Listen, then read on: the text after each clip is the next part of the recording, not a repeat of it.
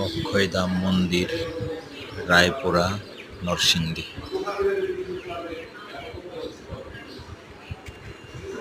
অত্যন্ত সুন্দর মনোরম পরিবেশ, চারদিক শান্ত নিবিড়।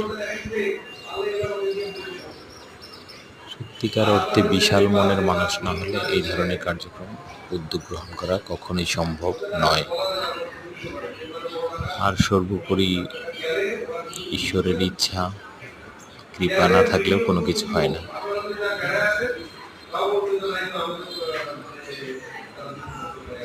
প্রতিটি কারুকার্য অত্যন্ত সুন্দর, সাজানো গোছানো, পরিপাটি। দেখলে মনে ভক্তি আসে, বারবার যেতে ইচ্ছে করে।